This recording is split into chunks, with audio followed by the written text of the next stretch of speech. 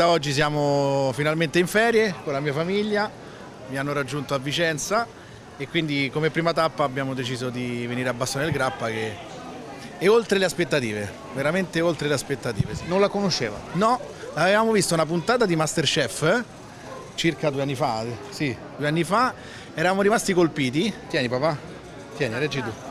E quindi ho detto siamo qui a Vicenza, quindi è molto vicino e ne abbiamo approfittato. Sul Ponte degli Alpini, impossibile non trovare gli alpini. Da dove venite? Reggio Emilia. Non la prima volta immagino qui a Bassano. No, sono andati anche per la donata. Eh sì, bisogna, la donata guai, poi come qua, o no? Certo, Che arriva a Bassano. abbiamo fatto tutti in gattoni questo ponte. Che ricordi ha lei di questo ponte? Belli. Eravamo venuti alla donata nel 2008, poi sono tornati diverse volte qua.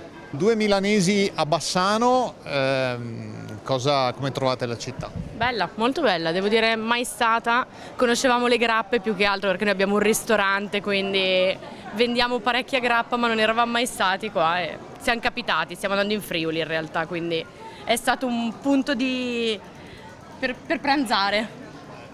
Sue impressioni? È una bella cittadina, Bella, pulita, tenuta bene. ci sono tanti turisti ed è bello questo. Siamo della provincia di Arezzo, di San Sepolcro, eravamo in vacanza a Folgarida, 3 chilometri dal centro, eravamo un gruppo di oltre 100 persone e quindi rientrando a casa abbiamo deciso di passare per Padova per evitare praticamente un po' di traffico e ci siamo fermati a Bassano. Da dove venite? Provincia di Monza. Bassano per la prima volta o è un ritorno? Prima volta bellissima, affascinante, molto bella. Non ci eravamo mai stati, veramente merita molto. Siamo rimasti stupiti proprio dal Veneto.